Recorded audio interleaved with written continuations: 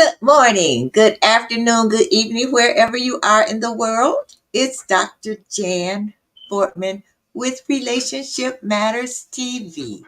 I hope everyone is having a beautifully blessed morning, afternoon, or evening. We are here in Chicago and the weather is pretty nice, but we are expecting a little snow tomorrow, tonight. And well, I think it's supposed to rain, a mixture of rain and snow. So we have gone from summer to spring to winter to fall, I would say in a month. But you guess what? We're still happy that we're here. I know that you who have come in to view were expecting Valerie Ritchie-Littler, Valerie Jacqueline, and she's in the UK. She's between Manchester, but anyway, she's up in the northern part of England. And we were having a great discussion, and all of a sudden, her whole system went out. And I've been trying to get in contact with her via Facebook phone, via my phone, via all kinds of ways, all kinds of contact information that I have for her. But I don't know what happened. But her phone, there's no answer. It doesn't go through. And as I said, we were having a really lovely conversation, and everything on her end just went blank. So what I'm hoping is that, and if she can't get in, I'm going to see if I can have her back next week. But I still want to play her commercial, and hopefully, maybe while her commercial is playing, maybe she can get back in.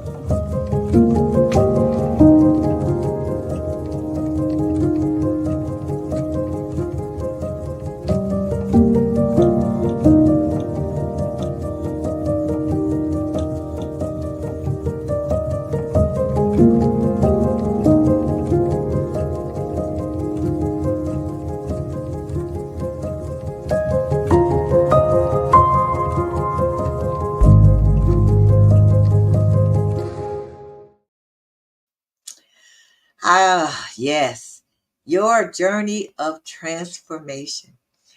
And if she can get back in, it's all about midlife women.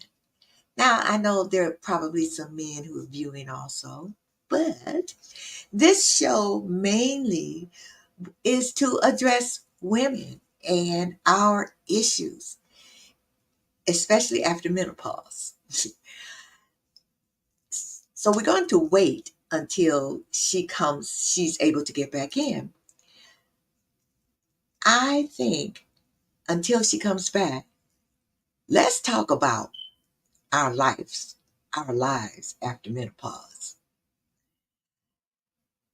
I'm doing a presentation, and the presentation that I'm going to be doing is entitled Staying Young While Getting Older. And I'm not going to go off into menopause and all that because that's her subject matter. But just let me give you a little bit about this presentation and put it in the chat and tell me what you think I should add, what you think I should take away. So this is the way I start. Staying younger or staying young while getting older. At the beginning of this presentation, I asked the audience, how old do you think I am? Don't say it. Don't raise your hand. Don't say anything because I'm going to tell you at the end of my presentation. One day, I would say maybe about 5 or 6 years ago, my friend and I were invited to a conference. And the conference, if you're not in Illinois or Wisconsin, the conference was in Lake Geneva, Wisconsin. A beautiful place. It was springtime, a lot of greenery, a lot of trees. We were riding in a convertible, the whole thing. And the conference was at the top of this hill. So we got out of the car. We had to park in the parking lot at the bottom of the hill. She had her overnight bag, on rollers. And, when women do a weekend, it's almost like the bag is 50 pounds, but it wasn't. But anyway, kind of heavy because, we have all of our clothes and our makeup, cosmetics, whatever, shoes. And we started up the hill. And about 10 steps up the hill, I started huffing and puffing. And she was getting way ahead of me. And she turned around and she looked at me and she said, "Oh, Jan, I'll pull your luggage up for you." And I said, "Okay." And now she's like 10 years younger. No, 9 years younger than me. And I said, "Okay." But as I was trudging along behind her, I said to myself, this will never happen again. So once we got to the top of the hill, and after the conference, I started thinking, there are all kinds of little things that's happening to me. I used to jump out of the bed in the morning and, stretch and just, oh, it's a beautiful day and start my day off. But it had gotten to be, I was, oh, here she is. Oh my God. Wait a minute. I'll tell you that later. Let me bring her on. Oh my God. Oh my gosh. Valerie, I have what no idea. happened? I have no idea what happened. I was watching you and I'm thinking, I'm here. I'm here. My laptop, when I said my laptop's been playing up. So I've just gone on my iPad now. No clue. Oh my goodness. It just said you were just gone. Yeah, And, and I'm and I tried to call you. I tried to call you through Facebook. I, I emailed you. I'm like, I, you disappeared. I'm sat here going, waiting like that, and then you sat, and I thought, no, I'm here. I'm here. I'm here. Why? So then I just looked at my email and just spotted it, and I was like, oh my gosh. So just, how I said before that the laptop was playing up with the camera and everything, and all of a sudden it just must have just gone off. So I'm just so happy that you're here. unbelievable. And we always say technology works. It's wonderful when it Yeah. works. And when it doesn't work, and you are all the way in England, and, Yes, I am. and I thank you for being diligent and coming back on. I have played your commercial, but let me tell some people about you. I started going on into this presentation I have to do, and I said, well, hopefully she'll be able to come in. But anyway, let me tell some people about you. Oh my goodness. Valerie Jacqueline Ritchie. She is a midlife empowerment coach, and she's passionate. She's a passionate advocate for women navigating the transformative midlife journey. She guides Crone Goddesses to unlock their full potential, blending vibrant coaching with advocacy for self-discovery, joy, and we all need a lot of joy, and empowerment. She is a seasoned speaker, a writer. Valerie crafts a narrative of strength and wisdom and renewal for women in their prime, and we are in our prime. Amen. Her tagline is "Life is more than menopause." Let's welcome Jacqueline back. And Jacqueline, what I'm going to do is I'm going to play your awesome commercial, and then we can get into it. Okay? Thank you.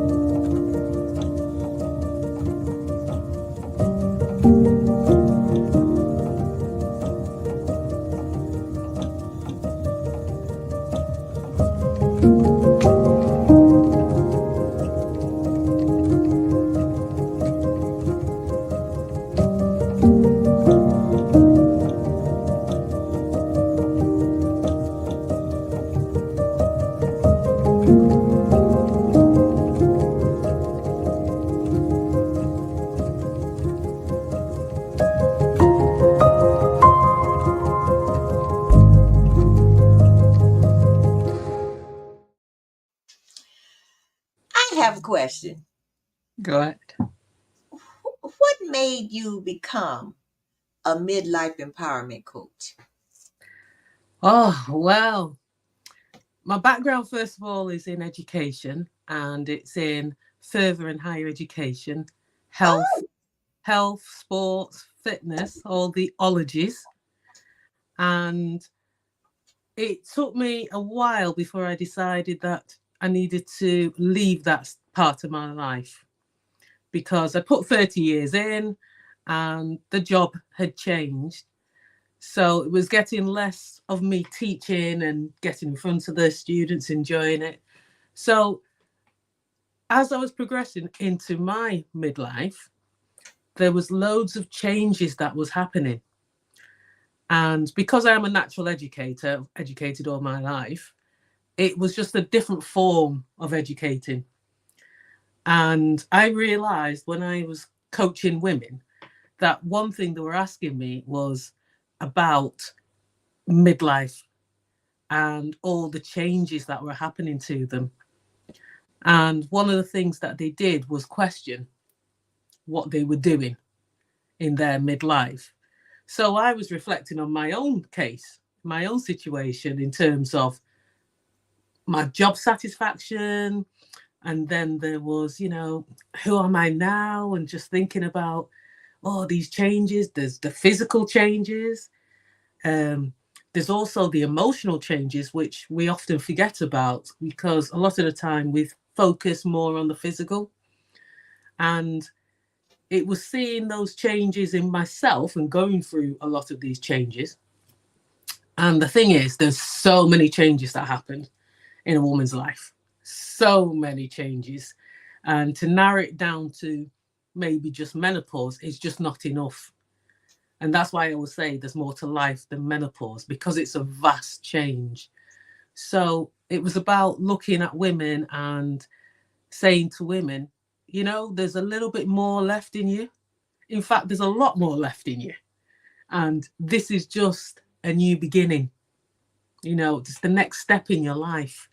And I believe it's the time when we should be celebrating that stage in our lives, because it's probably the longest stage in our life because we're living longer. So why not enjoy it? And see what we can do, what differences we can make, not just to ourselves, but, to the world in general. So it was that passion of seeing change in others, and in particular women. And I'll say women of a certain age, but you can label that whatever age you like. Okay. And yeah, and then I just thought, you know what, this is me. This is why I'm here, to lift the spirits of women and to let them know that their life is just beginning again. Okay. So the journey of self-discovery, Mhm. are you saying that we should discover ourselves all over again? Well, the thing is, if you look at women from the moment, the child is born, there is a label placed on a woman. There's the daughter, the sister, then they become the girlfriend, the wife, the mother. But in between all that, you're the taxi driver, you're the housekeeper, you're the cleaner, you're the carer, all these labels are placed on us. And often enough, because it's a natural thing of women that nurture, we look after everybody else and we actually forget who we actually are. As a child, we have so many dreams of what we're going to do. And then society changes that. It sort of molds us to a so-called norm that they expect you to walk along and continue on that path. And you do get to a certain stage in life and it's like, you know what? I'm sure there's something else. I'm sure there is more to my life than this. And often enough, you think there's something missing, but you might not be able to put your finger on it.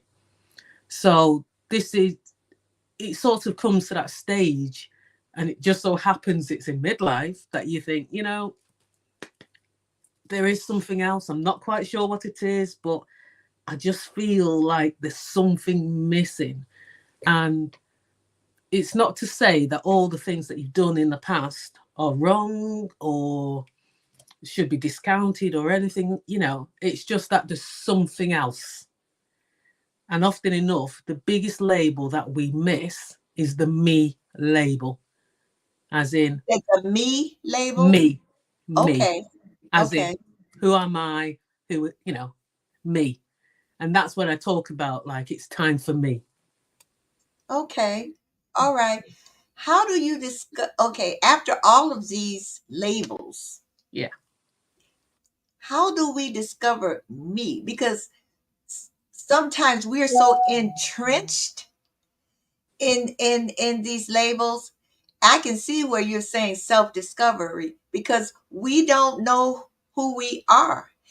As a matter of fact, you can ask a woman, well, who are you? And if she has children, the first thing she'll say, oh, well, I'm a mother, Yes. I'm a wife, Yes. I'm a whatever. How do you get to the me? It's not easy. It's about finding harmony or balance within your life. Um, you know, taking a step back and actually, thinking about yourself for maybe that first time in a long time. And it's almost like you have to really sit within yourself and think, what do I actually want? Because at the end of the day, you're a mum, but your children grow up. You will always be a mum, but your children will grow up. They might not need you as much as you want them to need you. So then if your children have grown up and have left the house and you become an empty nester, then you might think, well, what do I do now? and there's that big void because you've always had the children there to keep you occupied. And then there's the other side of it where you've got your parents and they may need your help. So as a midlife woman, you're sort of in between generations. You're the one that's this side and then that side. So to discover, rediscover who you are, you have to actually take time out with yourself. And that might involve digging deep, absolutely digging deep and asking the questions, what do I want for me? Not for the family, not for the husband, not for the children, not for the grandparents, but for me. Because there are many things in a woman's life that she might have put on hold because she's too busy looking after everybody else. And one of the things I do say, if you are running, say, on empty or half full, how can you actually really give to all those people that require you to give to them? You need to be full yourself to actually give to others. Right. We have a comment from Margaret Lance, and Margaret is also in England. Hey, Margaret. So, Margaret, put in the chat where you are in England, and you all might be able to connect. But she said, wait a minute, she said, wow. But she says, so true. When life knocks us down and we face challenges, we start questioning ourselves and self-sabotage sets in. How do we keep from that self-sabotage? It's for women. We are so sorry. She's down. Scotland. Yeah. Women are so resilient. We do get knocked down and we do stand up again, and that's who we are. We are so resilient. But one of the things I think about is the experiences that we've gone through throughout life. Those experiences are the wisdom that we have to share. And it is those life experiences that we can actually look back and see how far we've actually gone, how far we've actually moved forward, because we often take ourselves for granted as women. And obviously other people do take us for granted. I'm not saying it's the fault of others, but, we do take ourselves for granted. We sort of forget how far we've come, how much we've actually done. And once you start looking back on the things that you've achieved over the years, the many years, then you start looking and think, you know what? I'm quite good here. I've got a lot going on. I've got so many skills. I have so many experiences, so many qualities. At the end of the day, midlife is about opportunity. It's the challenges, but the opportunities there to actually use all that we've done and to go forward, to grow more. So it's important that we look at ourselves and we go within and decide, right, this is my time, and to take time out, And if that means taking an hour a day to just sit with yourself and be with yourself and enjoy yourself on your own, so be it. I'm not saying drop everybody and just jump in there, but you start small, you start to build up, but then you start to appreciate who you are and what you do and the skills that you have and how much you actually put in for maybe not so much back. So it's about taking your time back for yourself. So that's why I think it's important that we look at it from self-care, self-love, and self first. And that is nothing to do with being selfish. It's just about making sure you spend time for yourself to look after yourself. And then you're getting the best out of yourself, and everybody else, they benefit. Absolutely they benefit. Okay, I'm glad you said. And so usually it's a lot of women that come in, but this text came in from a man. That's right. And he says, How can we educate the men in our lives regarding menopause, and what resources are available to help them support us during this period in women's lives? Do you What? know, it's important to get support from all sides, because at the end of the day, women ourselves don't even know as much as what we think, we should know. We're all going through it, because what tends to happen is women have been going through menopause from day dot, but the Yeah, information about menopause hasn't actually filtered down. It's almost like it's a little secret being kept quiet, being pushed under the covers. But now, especially in during the pandemic, all of a sudden, especially in the UK, there's been a big, massive talk about menopause this, menopause that, and trying to get that understanding out. And it is, if we start early in schools where we talk about puberty, let's talk about menopause, because we talk puberty, we talk about pregnancy, sex education. We need to throw in menopause, because menopause is just a natural stage in a woman's life. That's all it is. So for men, when it comes to them trying to understand it, it's almost like just taking that little bit of time out and slowing down. Don't put the pressure on having to wanting to know everything, because a woman going through menopause, you've got other things on your mind. You've got your changes going. You don't know whether you're coming or going. So the pressure from your partner might not be so warranted. But it's taking time out to do more research yourself. We have a doctor, I think it's Joanne Newsom over here, and she does a lot of information about the menopause.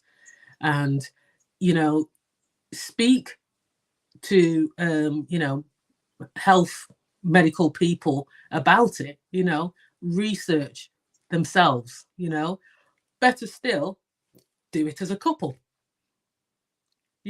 make it a shared thing, because menopause doesn't have to be the nightmare that people believe it is, or women believe it is. Yes, it's not necessarily the best thing since sliced bread, but it doesn't have to be the nightmare. The more we're informed, the more we have an understanding.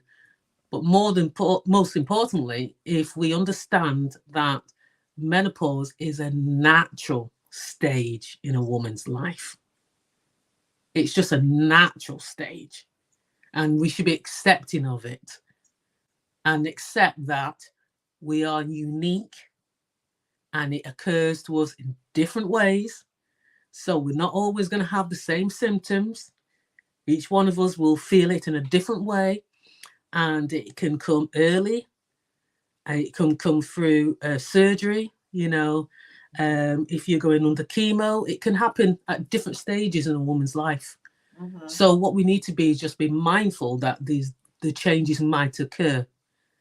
But also, some of the symptoms, sort of, you could put down to aging. It's not necessarily, it's not necessarily menopause, it's just aging. Yeah, And again, that's a natural stage. So I yeah, believe, the more we're informed, and the more everybody gets involved with it and see it as a natural stage, not this big, ooh, it's right. menopause, and then that labeling, oh, she's menopausal. Blah. No, Yeah. we know it's happening, but if we accept it and treat it as a natural stage in a woman's life, then I think it'd be better. Yeah, Margaret says, good question from the man. Love it. A lot of relationships break down because women are not Absolutely. educated to understand what their partners go through.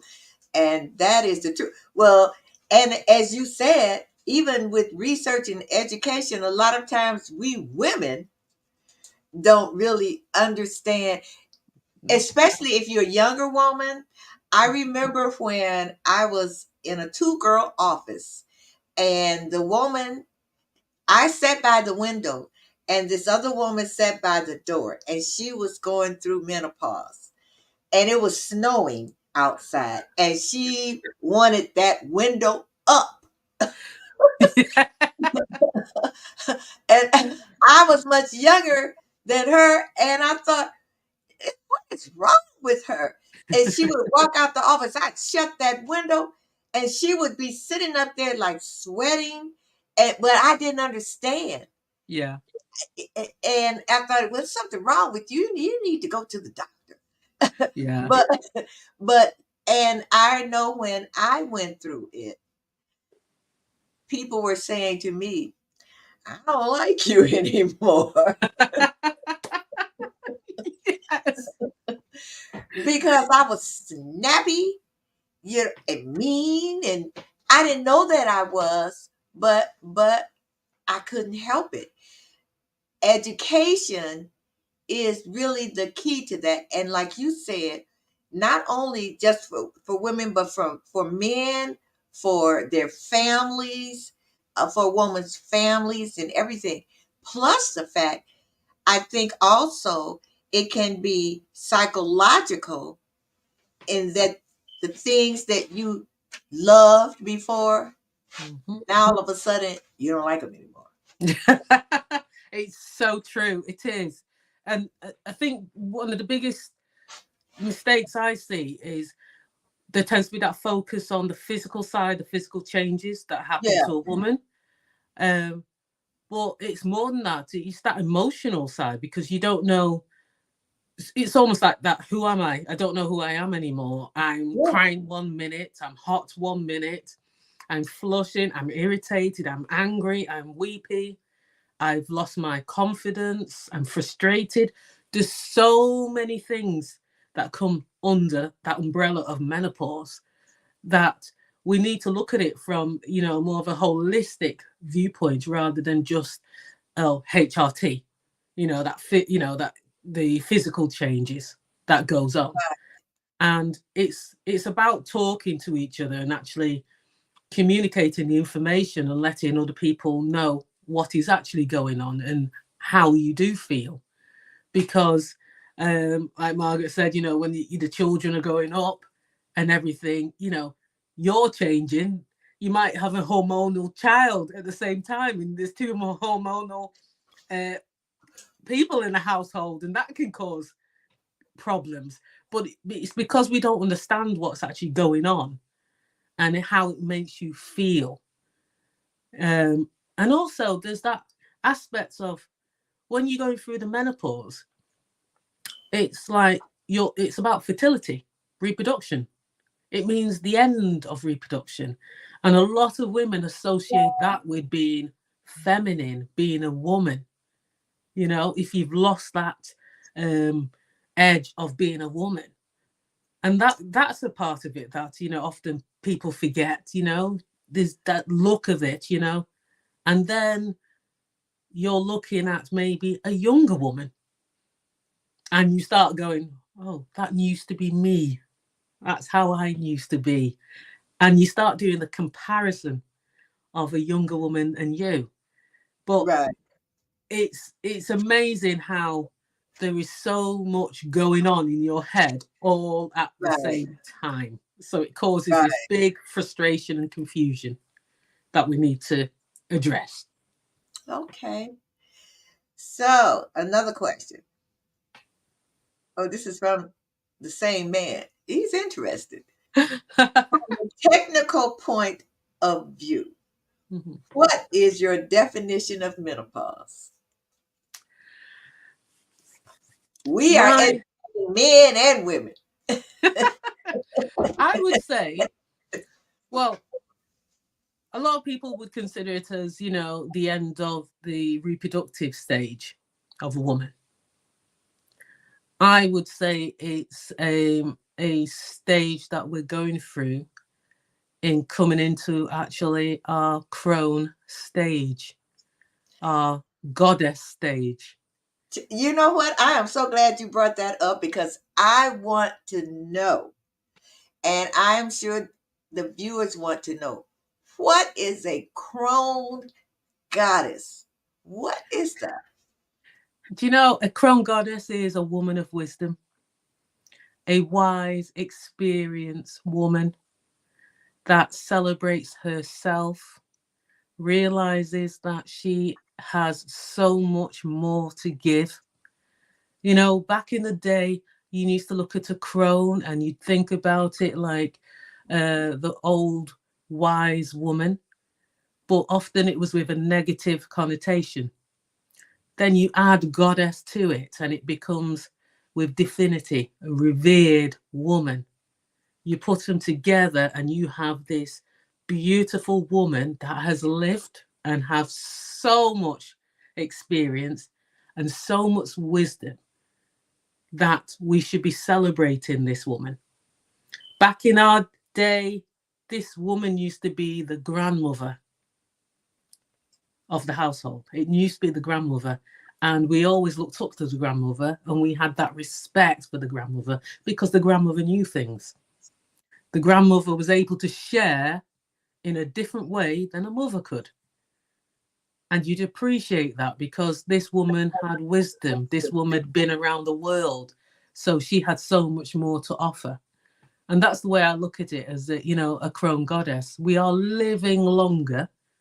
So we're going to be staying in this crone age for so much longer. So we have so much experience to share, our qualities. We're a different person. You know, you go through this stage and you step out a different person. You have so much confidence in your ability to do anything.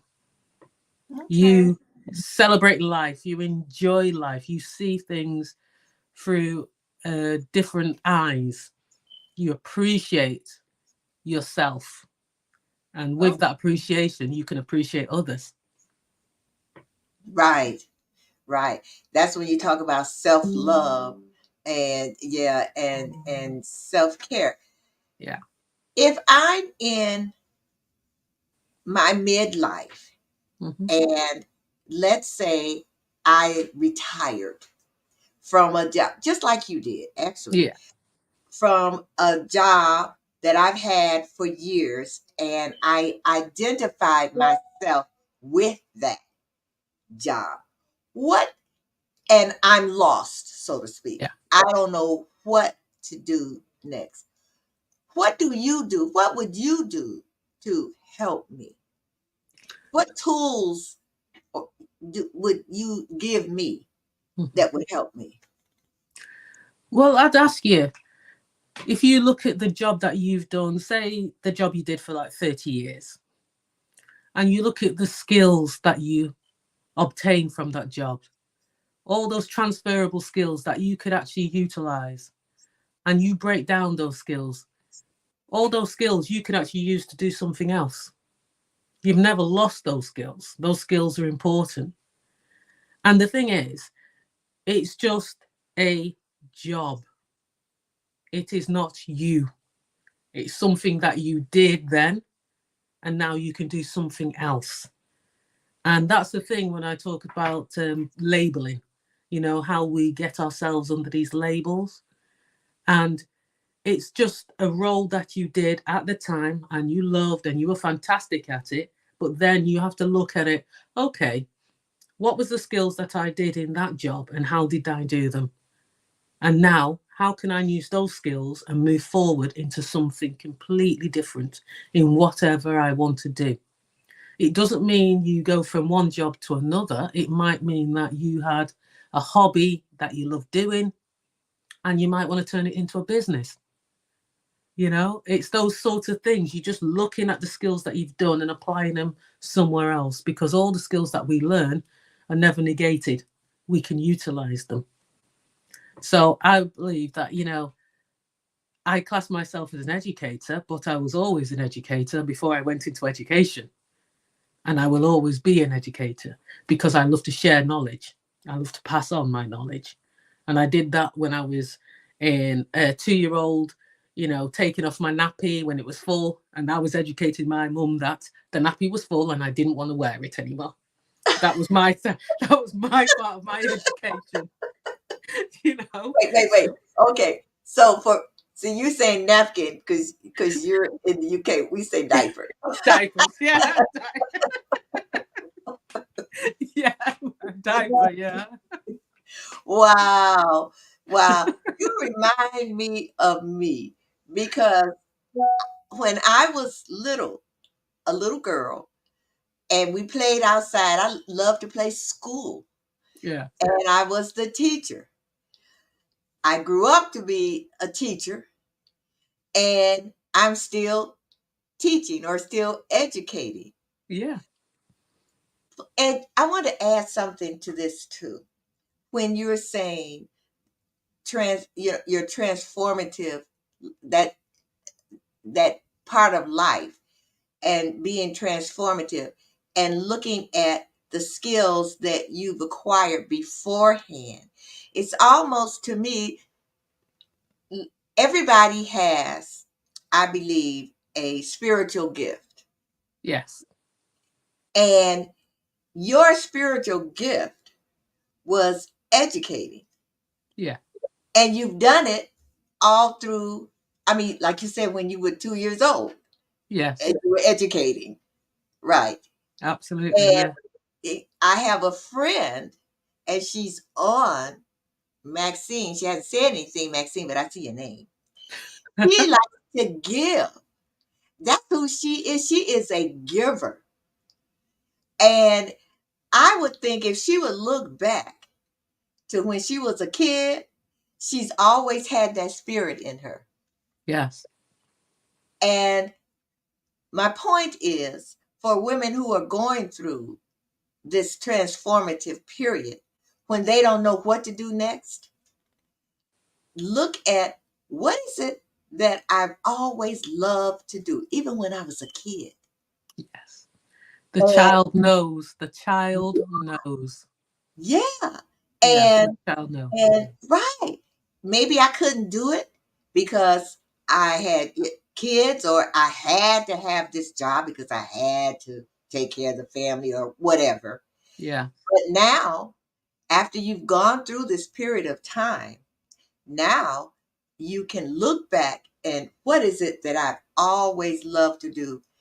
And as you said, you can make it a business.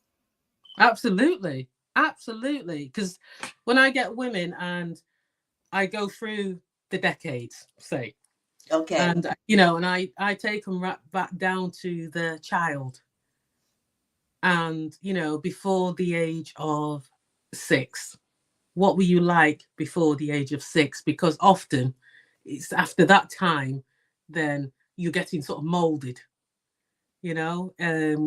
Society starts to mold you. Just come from your parents, your schooling, and everything. You start getting molded. But when you're a child, you were free. You were running around. You were doing so many things. You wanted to be so many things. You used your mind. You were adventurous. You were going to go to the moon. You were going to be president. You were going to be the queen. Anything. You did it when you were a child.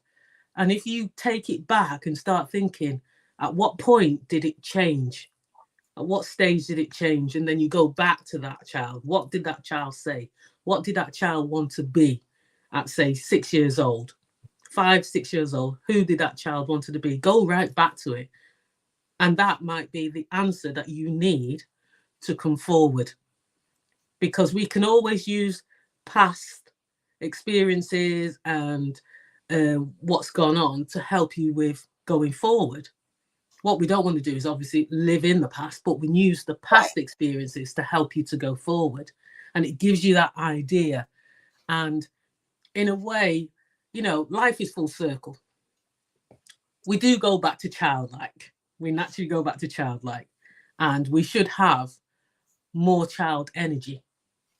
And if we utilize that, we can really enjoy our lives more, and we could have that understanding of what we actually want to do.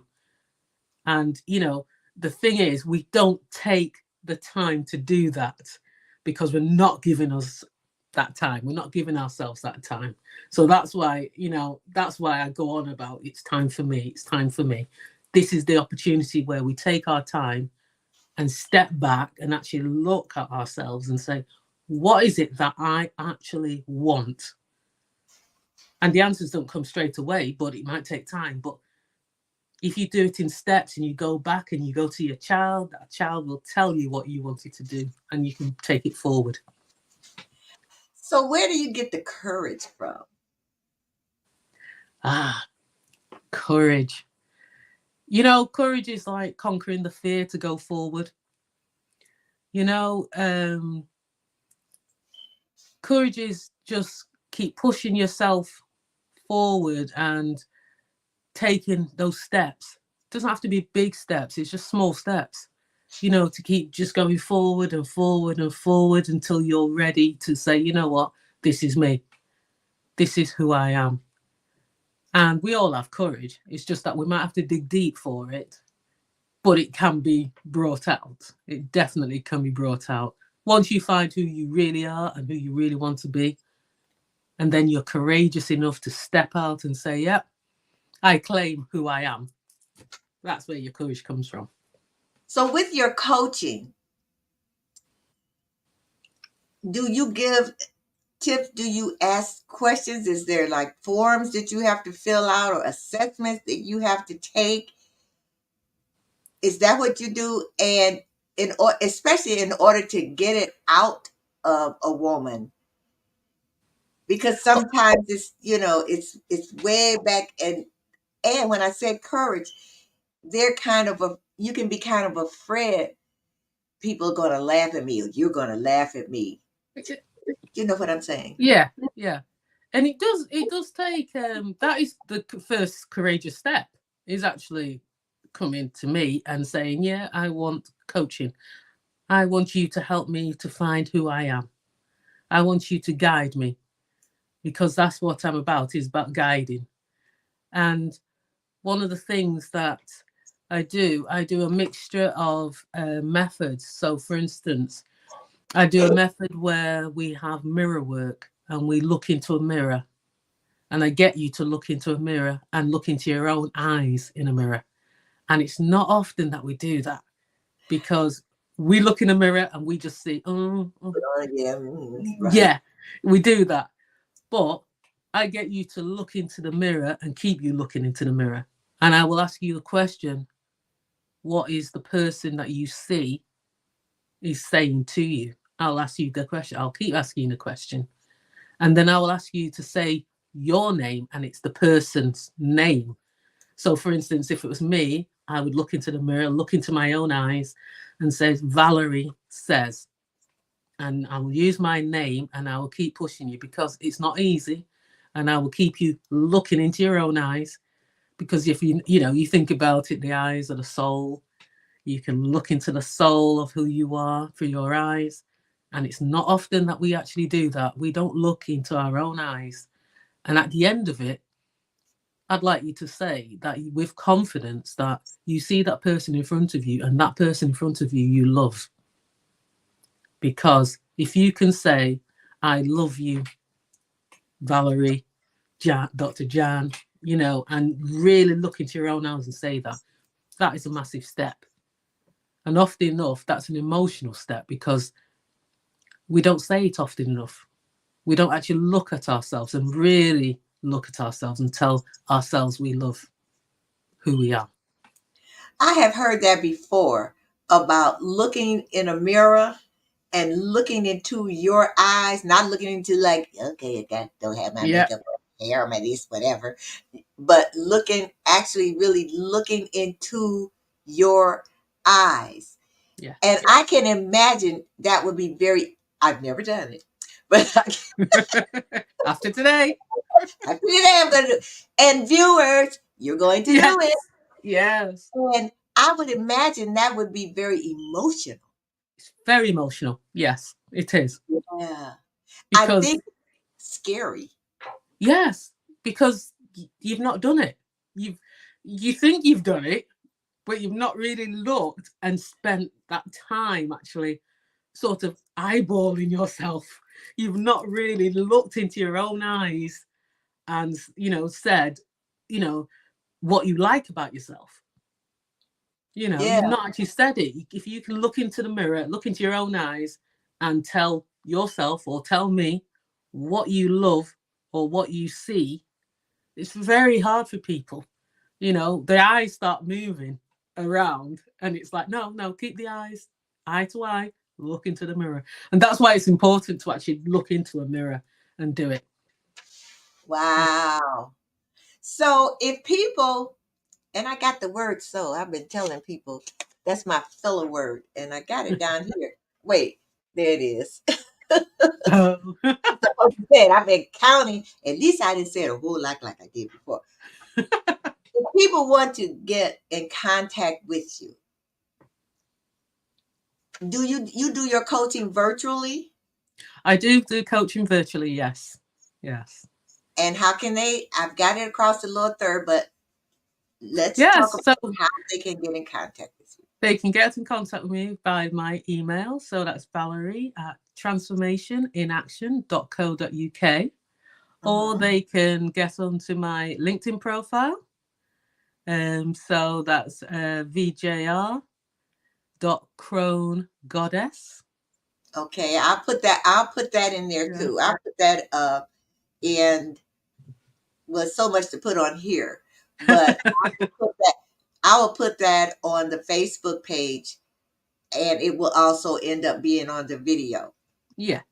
Yeah. So there's many ways to get hold of me. I am on obviously Facebook. I'm on Instagram. So on Instagram, I am actually Valerie.Crone Goddess. Okay. Valerie Crone Goddess. Yes. That's So that's a CRONE Goddess. okay. Yes. All right. Wow. And I'd love to hear from everybody anyway. I'd just love to have conversations. And watch, and you can look at her website. You can see all what she does, and just to help us as midlife women and we who are a little older, because we're still going through this transformation, even though we Absolutely. might be a little bit or a whole lot past midlife. Well, if you think about it, if we're living till 100, what is midlife? Yeah, you're right. You're right. Yeah. Before you go, I want, just in case for people who were just a little later, I want to let them see you. So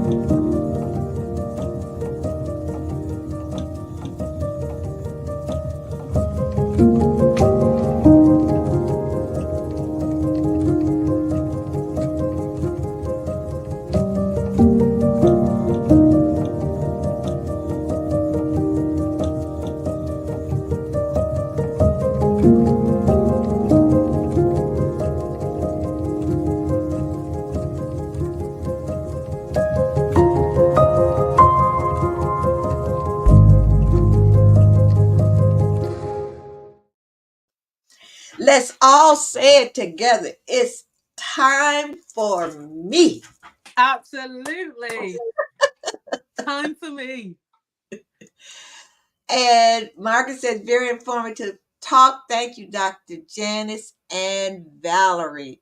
Thank you so much, Valerie, for being the guest. It was very informative, and I encourage everyone to get in contact with Valerie, to go to her website, go to her LinkedIn, get in contact, because it's time for y'all. It's time for you. Definitely. So thank you so much, Valerie. I really appreciate it.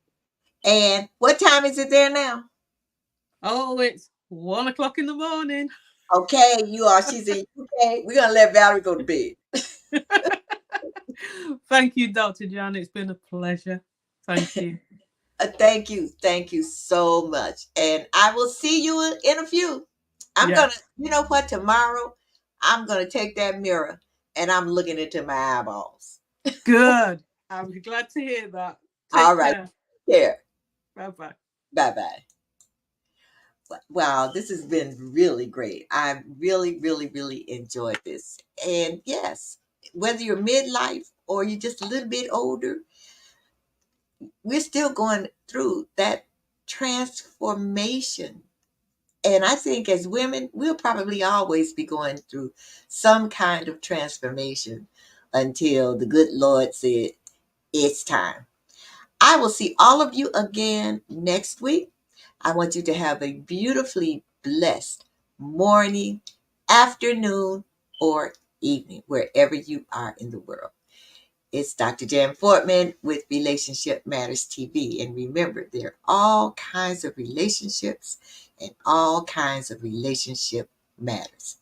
Today, we talked about the relationship with ourselves. See you next time. Bye bye.